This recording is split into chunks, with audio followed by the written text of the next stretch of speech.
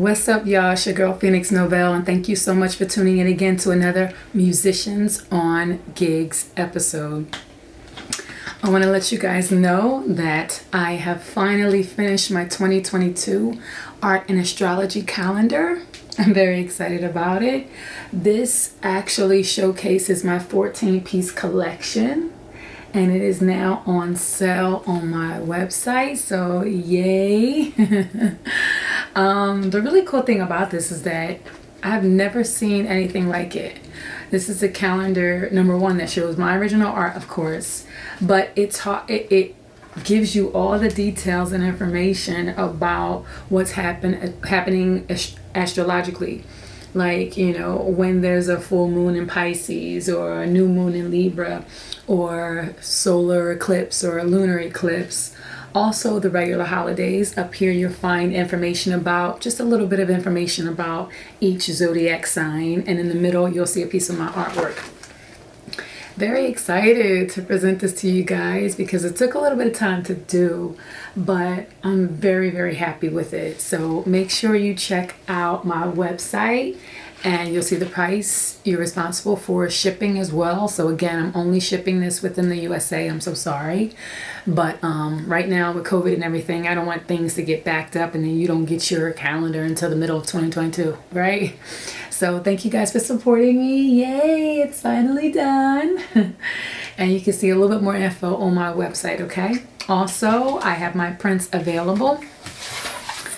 So I have them on cardstock. This is a foam board. I have them on foam board, which is a little bit more thick and sturdy. And I think this is an 11 by 14, if I'm not mistaken. But I also have them on cardstock as well. This is about, I think, 8 by 11, if I'm not mistaken. So right now, they're available in these two sizes. In the future, they'll be available in more sizes. But right now, you guys can get the cardstock or the foam board, all right, in these two sizes. So thanks again for tuning in, guys, and let's get into this video. This video is called What It's Like to Perform in China, okay? Now, in this particular video, I'm going to talk about all the places I've been in China. And I performed in Beijing, Guangzhou, Shanghai, and Wuxi, okay? They were all very different from one another, okay? So I'm gonna try not to stay on one place for a long time, but definitely, depending on that experience, I'll probably have more to say because I traveled and I saw more. Of all the places I performed, I have to be honest and upfront about it. China is my least favorite place to perform. As a professional singer traveling the world, I've been blessed to see a lot of places. And I think the reason why I feel that way about China is because I'm a very health conscious kind of person. You know, I like to eat organic. I like to, you know, go out into nature and get the sunshine. And I want to feel overall that no matter where I am, on anywhere in the world, any contract, wherever I am, I want to feel like I'm in the best place and I can have the best for myself. You know, I'll spend money on myself to have a certain lifestyle, and I want to have access to that. For China to be, you know, one of the most populated places in the world, I was just like, it did not resonate with me personally. The amount of pollution was just unbearable, you know, and I went back several times for contracts because it was performing in China is one of the most lucrative places to perform. You know, if you're saving your funds and if you go there and you go there to be on your business, you know what I'm saying, and you're not just like squandering everything, you can really save a lot of money working in China for a short amount of time. So the contracts were always appealing to me, you know, but it's very much unlike Thailand because Thailand in itself was appealing to me. I just wanted to be there. I wanted to be around the culture and the people, and the weather was amazing. China was the exact opposite, you know. I made quite a few friends, I will say that. So no matter what, you can make friends anywhere you are in the world. But in terms of just being somebody who kind of like dips and dabbles into astrocartography and wanting to be places that actually resonate with me and my energy, it just was not one of those places that was like screaming, yay, go Phoenix. So first and foremost, I'm gonna start with Beijing, because that was my first contract. It was in Beijing, China in 2010, and I got the sickest I've ever been. Like, I mean, I don't know if it was something I ate or if it was just the overall air quality and pollution, whatever was happening around that time, but I was just gravely ill for like about a week and a half. And I remember the apartment that the band had was kind of close to a river. And the water in the river straight looked like toxic waste. I mean, it was like a greenish. It was weird because when the sun would shine on it, which was very seldom because the sun hardly ever showed itself for a long enough time for you to actually feel the warmth of it. It was just there was so much smog that you could hardly see a clear sky. You know, that was a thing in China. It was like, oh my God, it's clear out today. Wow, we can actually go and do something. That was the thing. That was the normal, which is just so hard for me to make my normal. But the water, looking at the water, it was just like, wow. And there'd be boats going back and forth. You know, you could just see like big boats that are like carrying stuff for like business. Like, I don't know what kind of boats you call those, whatever. Import export kind of boats. You could see them on the water and just, you know, moving. But it was just like, and then sometimes you would see people out there fishing, and I used to be like, how are you fishing in this toxic green water? Looking toxic green. But I was just not a fan of China in general and Beijing, because it just seemed like it was too crowded, and it was just not, it didn't seem safe for people to be there. And even back then in 2010, everybody was wearing face masks. Like how we're doing it now in COVID, and that's the normal now. Face masks, that was what they were doing in 2010. You know, and I was just like, sorry about that. So much noise. Why, I don't know. But that was the normal for them. And so now it's just ironic that that's our new normal because of the amount of, because of health reasons, I guess. But it was the same thing then. But performing there, like, I mean, the apartment we lived in was cool. One of the things I didn't like about the apartment was that as soon as the electricity went out, like, soon as the money ran out of the meter of the electricity, you lost your power. And the thing about that kind of place was that you had a card to insert, I believe it was, or put money on, like, for your utilities. It wasn't like here where it's like, all right, they send you a bill, and it's like, all right, you know, you paid a bill, you know, or they send you one notice, you gonna pay the bill, they send you another notice, you gonna pay the bill, they send you another notice, and then they turn it off. But that kind of situation was like a prepaid cell phone. You out of credits, you have no more line. That's just it. That's how it was there with the utilities. And sometimes I'll be getting ready for work, doing my makeup, or about to take a shower, and then all of a sudden the water was gone. And then if it was a Sunday, God forbid, sometimes you just SOL, and you had to wait until somebody came into the office to re-up on your card. So it was one of those, like, even in 2010, that should not have been the case. So I didn't like that. But that only happened, if I recall, I feel like that only happened in Beijing. It might have also happened in Shanghai, but I know it happened for sure in Beijing. Another thing I didn't like about Beijing was I forget the name of the place, but it was a place where every tourist went to go and get knockoff stuff, you know, knockoff clothes, knockoff shoes, knockoff, you know, designer stuff. What was the name of the place? The Silk Market. That way, it was like umpteen stores of heaven, you know, jewelry, hair. It was wonderful. And I was there almost every day shopping for stage stuff. But the problem was sometimes you get in a taxi and then they take you over there and you don't want to go over there, you know, like they automatically try to take you to the tourist spots. Even if you just want to go to your gig or you want to go to the restaurant, they were always trying to like hustle, you know, to get me to go somewhere I didn't want to go. And one time this taxi driver was supposed to drive me to the gig or my rehearsal, and he actually was like, oh, I gotta make a stop, and he pulled over in front of this like night market area where he pulled over to this area where people just start surrounding the vehicle. And at the time I didn't speak much Mandarin at all. I spoke a little, but not enough to be like, you know, and somebody opened this car door, and since somebody opened this car door, and they were basically just trying to solicit me, like, hey, you know, buy this, buy this, buy this. And I'm just like, no, I don't want any of this stuff. And I'm talking to the driver like, hey, you know, could you go? This dude straight sat there until I bought something from them.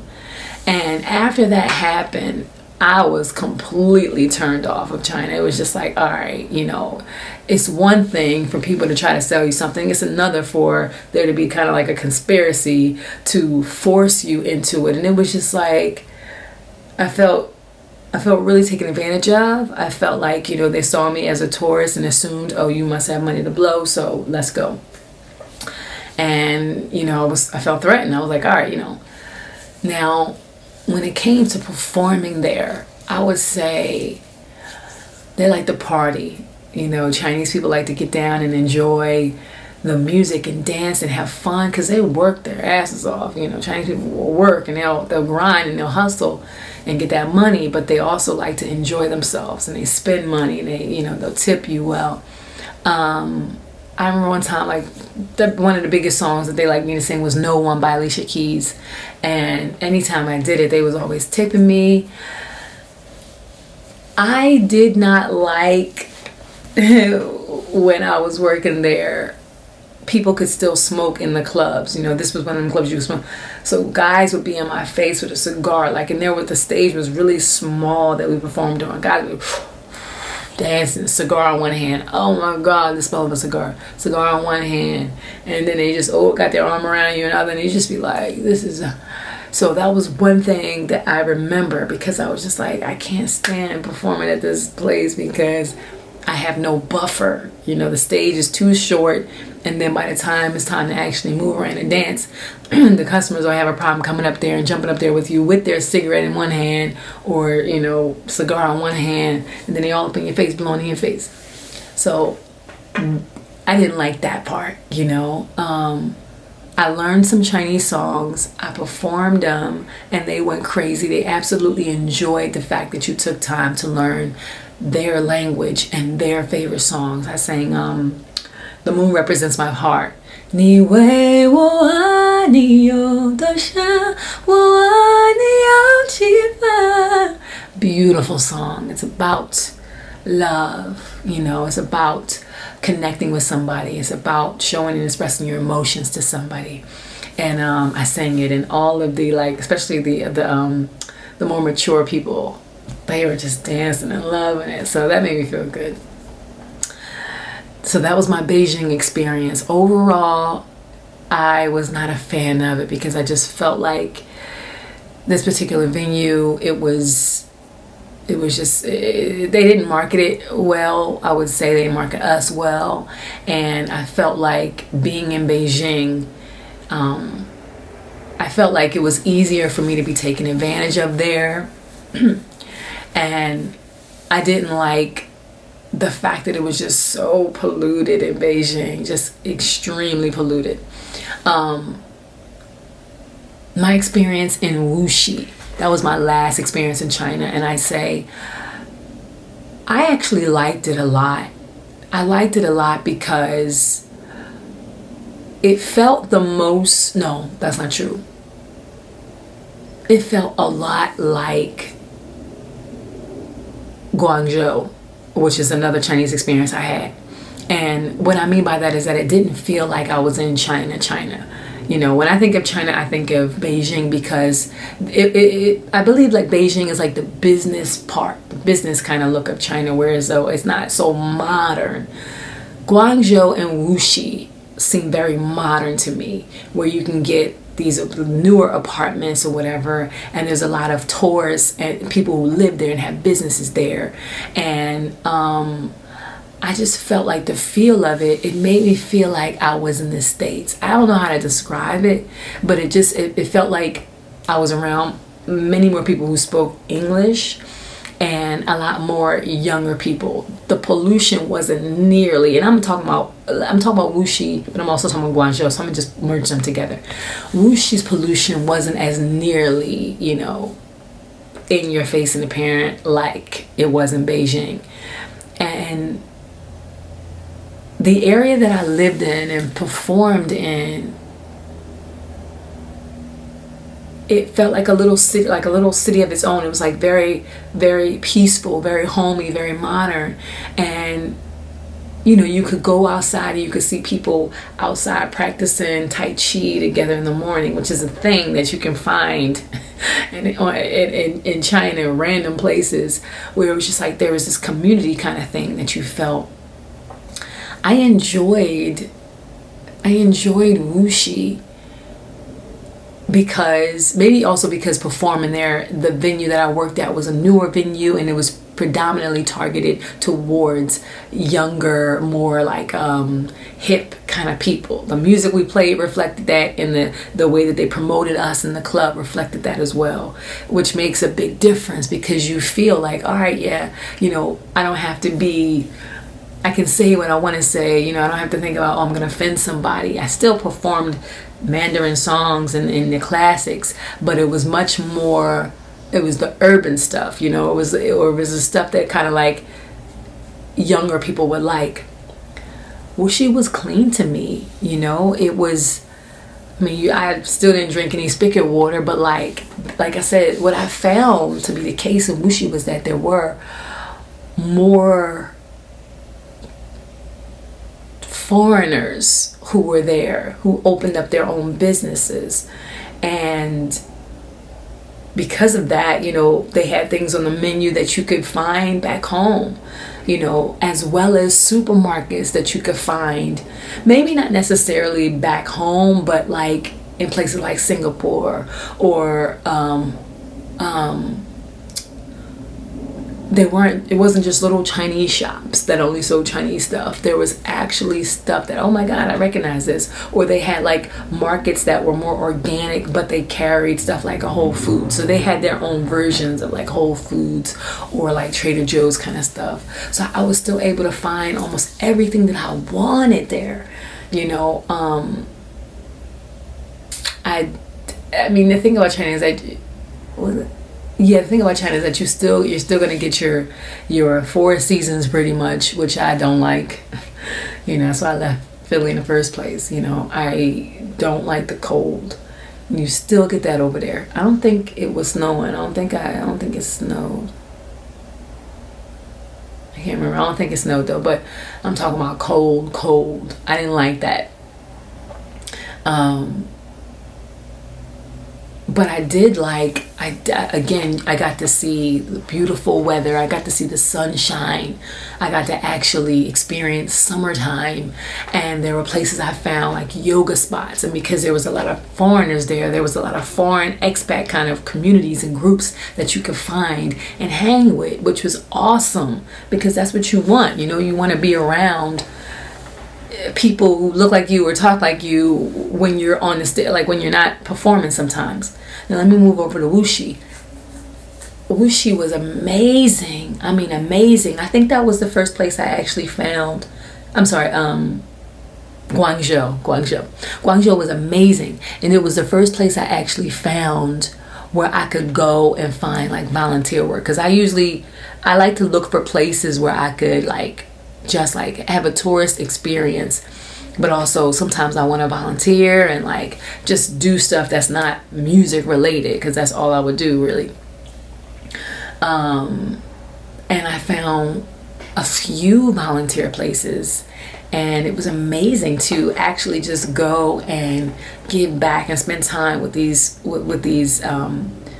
foreign kids, you know, and talk to them about where I'm from, learn about their culture, and just be normal. When you're on stage and performing, no matter where you are, people see you on stage and they see you singing their favorite songs and everything, and then they treat you with this air kind of like, oh wow. And they're also inebriated usually, so it's not really necessarily you're connecting like you to them. You're connecting with them like you're an artist. But when when I volunteer at these places, it was so cool. Sorry, I'm gonna borrow there. It was so cool because they didn't know who I was, you know, and I would just talk to them about me and my life and my personal experience as just a tourist in their country while I'm here, but like also listening and spending time and teaching them how to make. Usually little kids. Usually it was teaching them how to make pictures or painting or making arts and crafts. It was a nice way to just kind of get out of that artist mentality and give and put the focus on somebody else. So I was able to do that in Guangzhou, and a couple people that I met at the gig that I performed at, I was able to take them with me. It was also cool going to some events. Like sometimes I would go to book clubs or, you know, book signings I would find, or even church sometimes. And I'm not a Christian or anything, but like I would go to these places and I would actually just reconnect with people on a non-musical related basis, which also made me feel like, hey, I'm still living life even if I'm not performing right now. So that was cool. Wuxi was also beautiful in terms of I keep saying Wuxi. Guangzhou was also beautiful in terms of the weather and experiencing the sun. And no matter where I go, I need the sun on me. I like to follow the sun. And so I was able to do that in Guangzhou and hang out with a lot of foreigners that would take me certain places and go to different, like connect with other musicians and go see other live bands and try their favorite food spots. Guangzhou, I would say it was my favorite place to be when it came to being in China overall, because I just felt like I connected more with the people who were there, and I felt like if I was going to live anywhere there, that would be the best choice, because the pollution wasn't so much in your face. There were so many foreigners who actually spoke your language where I didn't feel like an outsider, and I didn't feel like people were looking at me like, oh, black lady. That's how I felt in Beijing a little bit. It was like, oh, look at the skin. Who is this? Some of them had never seen black people before. It was 2010. And the last time I was in China, I think it was 2018, which was Wuxi. My experience in Shanghai wasn't that good either. I liked it better, I'd say, than Beijing, because in Shanghai there was a lot more venues that I noticed with foreign bands. A lot more places. I'm talking about Cubans, and I'm talking about Africans, I'm talking about Americans and Australians. It was like a melting pot. Shanghai to me reminded me of New York City. There was a grittiness to it where you can find anything anywhere. There was a fast pacedness to it, but it was very urban. Beijing seemed classy, you know, and like for the elite, but in a old money kind of way. Shanghai seemed like the place that the young people with the old money would be and investing in it. It had events all the time.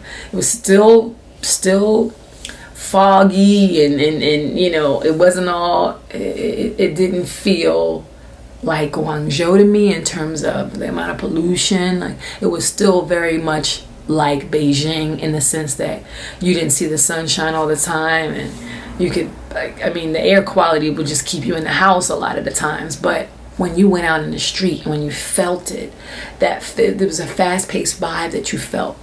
I remember, we were actually going to I think it was the first night of our performance in Shanghai, and we happened to get in a taxi where this guy, the taxi driver, had rigged the meter. We didn't know, but we knew that we weren't supposed, because they had prepped us and told us, you know, sometimes there's scammers everywhere. You gotta be careful. But in this particular place, this guy, he rigged it. We were told how much it should cost from the apartment to the venue, but it was 3 times that. Luckily, we messaged our host, or our escort, who was Chinese, but also spoke very good and clear and perfect English. So we messaged him and said, look, we might need you to come out here. There might be a situation with this taxi driver. Could you? And he came out. He was already there waiting for us when we arrived. And when we arrived, the taxi driver, you know, he opened the car door and he started talking to him. And this was a kid taxi driver. So he had the look, he was paranoid. And he was like, he knew he messed up. And right, he just, as soon as we got all our stuff out, he just rode off. He took a loss because he knew he could not afford to get caught, you know. And that's why you need hosts, and you need people who got your back and who's going to make sure that you're okay when you start this lifestyle, when you're traveling, when you're moving, and when you're shaking. You can't do this by yourself, because you're going to become jaded, and people can smell that on you. You know, they can tell if you're a newbie or if you know where you're going. So if you don't know the language, then you want to get somebody that can help you navigate your way around until you feel comfortable enough to go. Overall, I had some really good experiences in China. I met a lot of good people I'm still cool with today, but that's not one of my A-list kind of places to perform unless I'm going to be there for a few weeks. But doing 3 to 6 month contracts, you know, you need fresh air, you know, and you want a clear mind, and you want to be in a place where you feel like you can still live. Because look, a contract is not, you know, it's supposed to be this amount of time, but anything can happen, you know. And I'm very big on the moment being as best as it can be, because your life is a series of those moments. And if you're miserable in a gig, and if you hate the food, or you can't stand a band, or you can't stand a country, or you're just like, I want to get out of here, that is the energy that you're cultivating for tomorrow's you know. So I'm definitely an advocate of, like, you know, like, don't put yourself in a situation where you feel like this is miserable, I don't like it.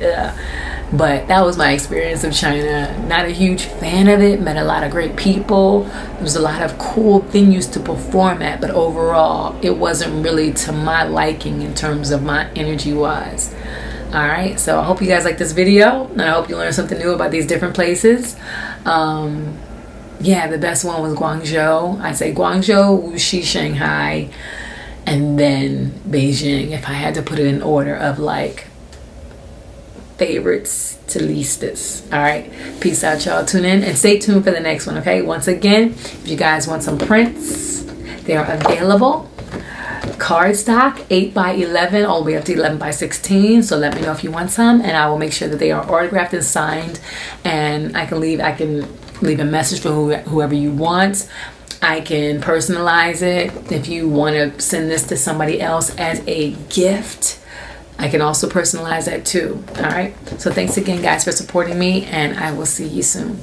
Peace out.